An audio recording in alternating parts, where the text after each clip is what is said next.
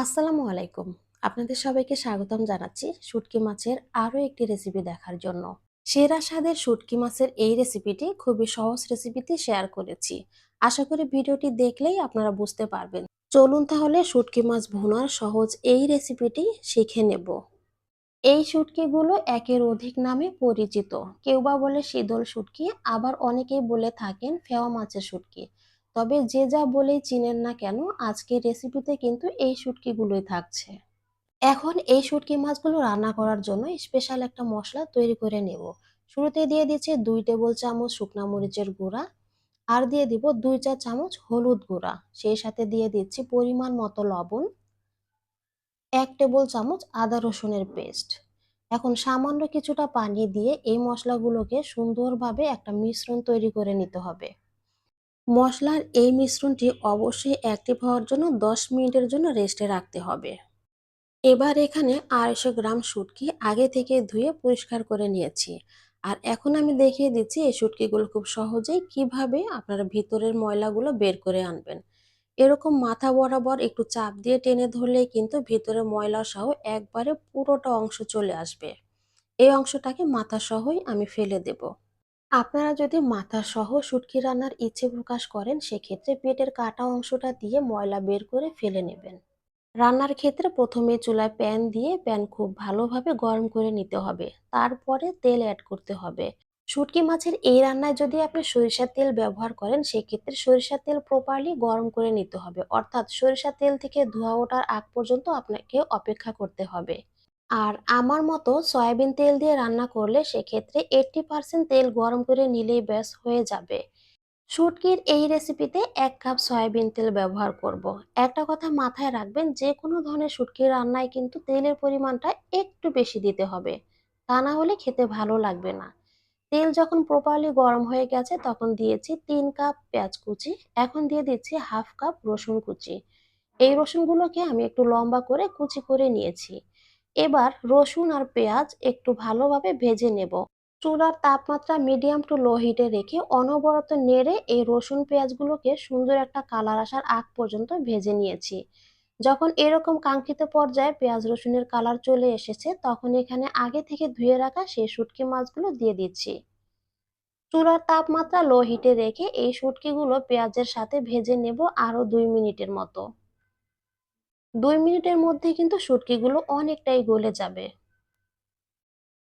2 minute পরে special যে মশলাটা আমরা তৈরি করে রেখেছিলাম না শুরুতেই, সেই মশলা পুরোটাই দিয়ে দিচ্ছি। আর এই মশলাটা 10 মিনিটের জন্য রেস্টে রাখার কারণে দেখতেই পাচ্ছেন এর টেক্সচারটা কতটা সুন্দর হয়ে গেছে।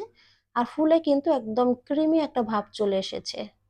এখন পুরোটা মশলা দিয়ে এই তেল পেঁয়াজের সাথে কিন্তু এই মশলাটা আবারও 2 মিনিটের মতো ভেজে নেব। এখন এই মশলাগুলোকে একদমই পুড়তে দেওয়া যাবে না। তার জন্য চুলার তাপমাত্রা লো হিটে রেখে অনবরত নেড়ে মশলাগুলোকে খুবই সতর্কতার সাথে ভেজে নিতে হবে। এ সময় কিন্তু নাড়াচাড়া একদমই বন্ধ করা যাবে না, যেহেতু আমরা এখনো কোনো পানি ব্যবহার করিনি। তাই অনবরত নেড়ে মশলাগুলোকে ভেজে নিয়েছি ঠিক 2 মিনিট। এখন কিন্তু মশলাগুলো পরিপূর্ণ ভাজা হয়ে গেছে। মশলার পাত্রটা ধুয়ে সামান্য কিছুটা পানি অ্যাড করে দেব, সেই সাথে আরো 1 কাপ পানি এখানে অ্যাড করে দিচ্ছি। এবার এই পানির সাথে ভালোভাবে সকল উপকরণগুলো মিশিয়ে ঢেকে রান্না করে নিব ঠিক 5 মিনিটের মতো, চুলার তাপমাত্রা লো হিটে রেখে।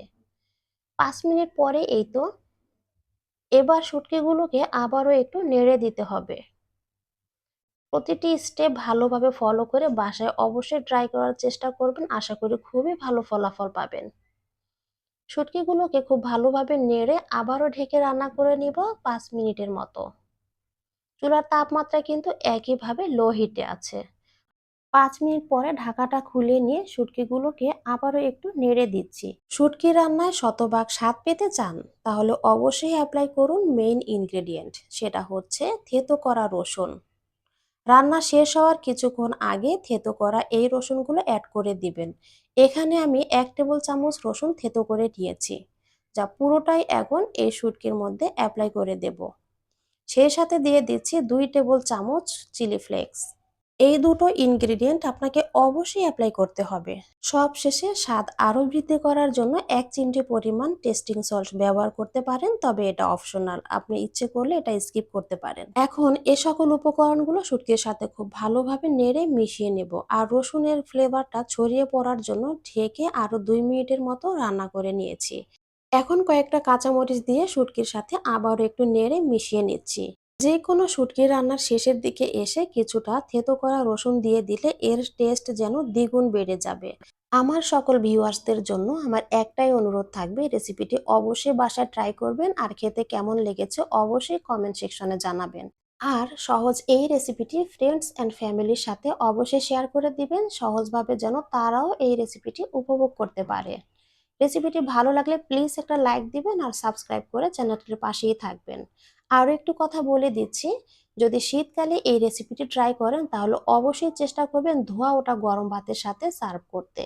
আর যদি গরমকালে হয় তাহলে তো কোনো কথাই নেই, অবশ্যই ভাতটা স্বাভাবিক তাপমাত্রায় থাকতে হবে। গরম ভাতের সাথে ঝাল ঝাল শুটকি ভুনার কোনো তুলনা নেই। বাই দ্য ওয়ে, আমি মেহেরুন, এতক্ষণ আপনাদের সাথে ছিলাম অ্যানোনিয়ন থেকে। সবাই অনেক বেশি ভালো থাকবেন, সুস্থ থাকবেন। আল্লাহ হাফেজ।